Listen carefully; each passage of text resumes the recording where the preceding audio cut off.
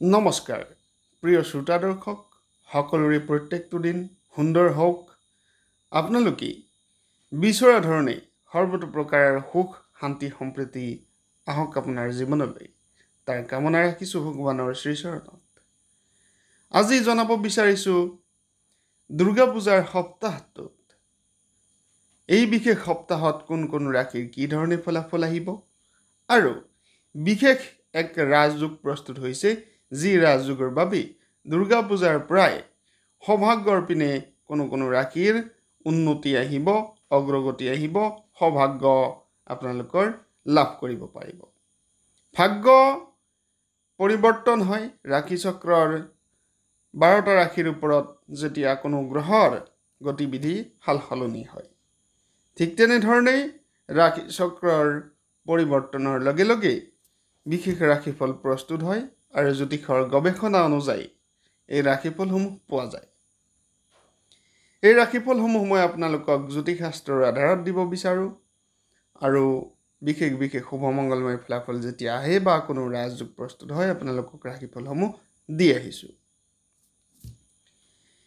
আপুনি যদি পোন প্ৰথমবাৰৰ বাবে আমাৰ চেনেল চাই আছে তেনেহ'লে চেনেলটো ছাবস্ক্ৰাইব কৰি দিব পাৰে অক্টোবৰৰ দ্বিতীয় সপ্তাহত গছ কেচৰি ৰাজযোগ প্ৰস্তুত হৈছে আৰু এই গছ কেচৰি ৰাজযোগে বহুতো ৰাশিৰ সৌভাগ্যৰ বতৰা লৈ আহিছে বহুতো ৰাশিৰ উন্নতি অগ্ৰগতিৰ দিশে অগ্ৰসৰ কৰাব বুলি কোৱা হৈছে এই গছ কেচৰি ৰাজযোগ প্ৰস্তুত হোৱাৰ বাবে গতিকে এই শুভ সময় কোন কোন ৰাশিৰ বাবে ভাল কোন কোন ৰাশিৰ অগ্ৰগতি আহিব পাৰে উন্নতি আহিব পাৰে তাৰ বিষয়ে এই ভিডিঅ'টো প্ৰস্তুত কৰিবলৈ লোৱা হৈছে আপোনালোকৰ যদি কোনো ধৰণৰ ব্যক্তিগত যোগাযোগ কৰিবলগীয়া থাকে জ্যোতিষশাস্ত্ৰৰ গণনা আপোনালোকে জানিব বিচাৰে আপোনাৰ জন্মকুণ্ডলী চাই ল'ব বিচাৰে তেনেহ'লে আমাৰ সৈতে যোগাযোগ কৰিব পাৰে ব্যক্তিগত যোগাযোগ কৰিব পাৰে হোৱাটছআপ নম্বৰ দিয়া আছে আপোনালোকে চাই ল'ব আৰু মেছেজ কৰিলে কি কি তথ্য লাগিব আপোনালোকে পাব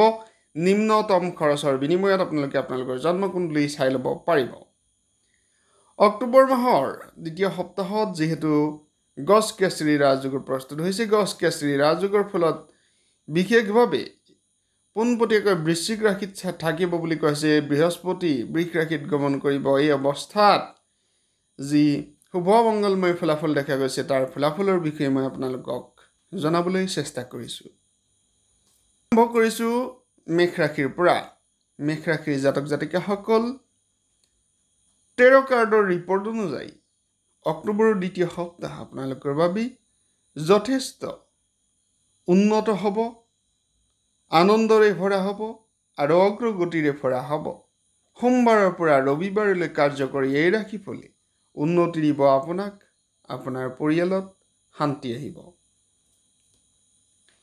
মেষ ৰাশিৰ জাতক জাতিকাসকলৰ অৰ্থনৈতিক ব্যৱস্থা মধ্যমীয়া হ'ব এইখিনি সময়ত বিভিন্ন ক্ষেত্ৰত ঘনিষ্ঠ আত্মীয় বন্ধুসকলৰ সৈতে কথা বাৰ্তা হোৱাৰ সম্ভাৱনা বৃদ্ধি পাইছে জনসংযোগ বৃদ্ধিৰ যোগ দেখিছে এই সপ্তাহত আৰু এই সপ্তাহত বিভিন্ন ক্ষেত্ৰত সামাজিক অনুষ্ঠান প্ৰতিষ্ঠান ইত্যাদিত ভাগ ল'ব পাৰিব বৃষ ৰাশিৰ জাতক জাতিকাসকলৰ এই বিশেষ সপ্তাহটোত উন্নতি অগ্ৰগতিৰ দিশে আপোনাৰ অগ্ৰসৰ হৈছে বিশেষ ভাগ্যফল দেখা গৈছে স্বাস্থ্যৰ ক্ষেত্ৰত কিছু দুৰ্বলতা আহিব পাৰে এই সপ্তাহত স্বাস্থ্যৰ যতন লোৱাটো প্ৰয়োজন বুলি কোৱা হৈছে আৰু পোনপটীয়াকৈ বিভিন্ন ক্ষেত্ৰৰ পৰীক্ষা এই পৰীক্ষা সতৰ্কতাৰে দিব লাগে শিক্ষাৰ্থীসকলেই হওক বা চাকৰি প্ৰত্যাশীসকলেই হওক যিকোনো পৰীক্ষা দিওঁতে সাৱধানতাৰে দিলে নিশ্চয়কৈ ফলাফল ভাল আহিব বুলি কোৱা হৈছে ক্ৰমাগতভাৱে পৰিকল্পনা অনুযায়ী আপোনাৰ কৰ্ম সিদ্ধ হ'ব অৰ্থাৎ আপোনাৰ কৰ্ম বাস্তৱায়িতা হ'ব বুলি কোৱা হৈছে সপোনবোৰ মিথুন ৰাশিৰ জাতক জাতিকাসকলৰ এই বিশেষ অক্টোবৰত যি সপ্তাহ এই সপ্তাহত মৃদু ফলাফল লাভ কৰিব পাৰিব অৰ্থাৎ মধ্যমীয়া ফলাফল লাভ কৰিব পাৰিব জ্ঞানেৰে পৰিপুষ্ট হ'ব আপোনাৰ জীৱন বিভিন্ন ক্ষেত্ৰত আস্থা থাকিব বুলি কৈছে আস্থা অনুযায়ী বিশ্বাস লাভ কৰিব পাৰিব এই সপ্তাহত বিভিন্ন ক্ষেত্ৰৰ পৰা ভাল ফলাফল দেখা গৈছে। ব্যৱসায়ীসকলৰ বাবে খুবেই শুভ সময়, খুবেই ভাল সময় বুলি কোৱা হৈছে। আপোনালোকৰ বাবে সময় অনুকূল হিচাপে প্ৰমাণিত হৈছে আৰু সফলতাৰ পিনে অগ্ৰগতি কৰিব পাৰিব। সফলতা আপোনাৰ হাতৰ মুঠিত থাকিব। জ্যোতিষৰ গণনা অনুযায়ী কোৱা হৈছে দাম্পত্য জীৱন, প্ৰেমৰ ক্ষেত্ৰতো বিশেষ শুভ শুভ ফল দেখা গৈছে। এই সময় ইষ্টজনক আৰাধনা কৰাৰ সময়, যিহেতু দুৰ্গা পূজাৰ সময়। গতিকে এই দুৰ্গা পূজাৰ শুভ সময়ত মা দুৰ্গাক আপোনালোকে প্ৰণাম কৰক, প্ৰণিপাত কৰক। সৰ্বতো প্ৰকাৰৰ অশান্তিৰ পৰা পৰিত্ৰাণ লাভ কৰিব পাৰিব। কৰ্কট ৰাশি জাতক জাতিকাসকলৰ কথা ক'ব বিচাৰিছোঁ। কৰ্কট ৰাশিৰ জাতক জাতিকাসকলৰ এই সপ্তাহ মানসিক চাপৰ পৰা মুক্তি পাব, বিভিন্ন বিভ্ৰান্তিৰ পৰা মুক্তি পাব। জীৱিকাৰ ক্ষেত্ৰত, কৰ্মৰ ক্ষেত্ৰত সহকৰ্মীৰ সহযোগ লাভ কৰিব পাৰিব। বিভিন্ন ক্ষেত্ৰত আত্মবিশ্বাস বাঢ়িব। কৰ্মৰ ক্ষেত্ৰত, শিক্ষাৰ ক্ষেত্ৰত ভাল ফলাফল, কৰ্মৰ ক্ষেত্ৰতো ভাল ফলাফল, অৰ্থনৈতিক ক্ষেত্ৰতো ভাল ফলাফল আছে। সিংহ ৰাশিৰ কথা ক'বলৈ গ'লে এই বিশেষ সপ্তাহত সিংহ ৰাশিৰ জাতক জাতিকাসকলৰ জীৱনত বিভিন্ন প্ৰকাৰৰ সুখ সমৃদ্ধি আহিব বুলি কোৱা হৈছে। প্ৰেম জীৱনত ভাল ফলাফল লাভ কৰিব পাৰিব আৰু বিশেষ আকৰ্ষণ থাকিব আপোনাৰ ওপৰত। সৰ্বতো প্ৰকাৰৰ উন্নতি সমৃদ্ধিৰ পৰিপুষ্ট হ'ব বুলি কোৱা হৈছে। এই বিশেষ সময় সন্তোষজনক হ'ব আপোনাৰ এই বিশেষ সপ্তাহটো। কন্যা ৰাশি, কন্যা ৰাশিৰ কথা ক'ব বিচাৰিছোঁ। কন্যা ৰাশিৰ জাতক জাতিকাসকলৰ কি ধৰণে ফলাফল আহিব?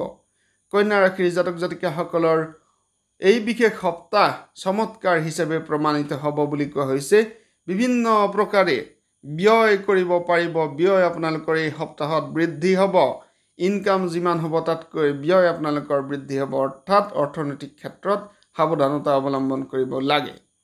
এই সপ্তাহত আপোনালোকৰ ঋণৰ পৰা মুক্তি লাভ কৰিব পাৰিব। তুলা ৰাশিৰ জাতক জাতিকাসকলৰ কথা ক'ব বিচাৰিছোঁ। এই বিশেষ সপ্তাহত তুলা ৰাশিৰ জাতক জাতিকাসকলৰ প্ৰেমৰ ক্ষেত্ৰত সফলতা, অৰ্থনৈতিক ক্ষেত্ৰত সফলতা, কৰ্মজীৱনত খুব চমৎকাৰ হিচাপে প্ৰমাণিত হ'ব।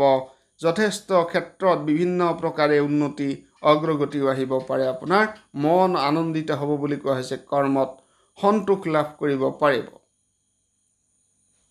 বৃশ্চিক ৰাশি, বৃশ্চিক ৰাশিৰ জাতক জাতিকাসকলৰ এই বিশেষ সপ্তাহত বিভিন্ন প্ৰকাৰে সফলতা আহিব। সংগীতৰ অনুৰাগী যদি আপুনি হয়, সংগীত চৰ্চা যদি আপুনি কৰে, তেনেহ'লে আপোনালোকৰ এক সোণত সুৱগা চৰা সময় বুলি ক'ব পাৰি।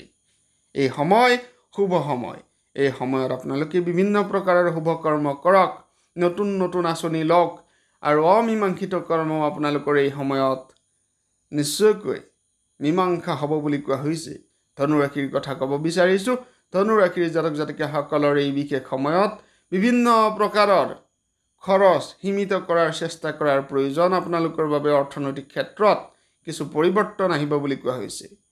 বিভিন্ন প্ৰকাৰৰ সহকৰ্মী, আপুনি যি কৰ্মৰ লগতে জড়িত নহওক কিয়, এই সহকৰ্মীসকলক সন্তুষ্ট ৰখাটো আপোনাৰ দায়িত্ব। গতিকে সহকৰ্মীসকলৰ লগত এনেধৰণে কথা বাৰ্তা পাতক যাতে কোনো ধৰণৰ বিবাদৰ সৃষ্টি নহয়। কাৰণ এই সপ্তাহত বিবাদৰ যুগো আছে আপোনালোকৰ। তাৰ লগে লগে অৰ্থনৈতিক উন্নতিৰ যুগ, কৰ্ম লাভৰ যুগ, বিভিন্ন প্ৰকাৰে প্ৰশংসা লাভৰ যুগো দেখা গৈছে ধনুৰাশিৰ জাতক জাতিকাসকলৰ। মকৰ ৰাশিলৈ আহিছোঁ। মকৰ ৰাশিৰ জাতক জাতিকাসকলৰ এই বিশেষ শুভ মংগলময় সময়ত আপোনালোকৰ বাবে আপোনাৰ আচৰণ কিছু কিছু ক্ষেত্ৰত আক্ৰমণাত্মক হ'ব পাৰে। গতিকে যিকোনো কথা বাৰ্তা কওঁতে সাৱধানতা অৱলম্বন কৰিব লাগে। নিজকে চম্ভালি থকাটো প্ৰয়োজন বুলি কোৱা হৈছে।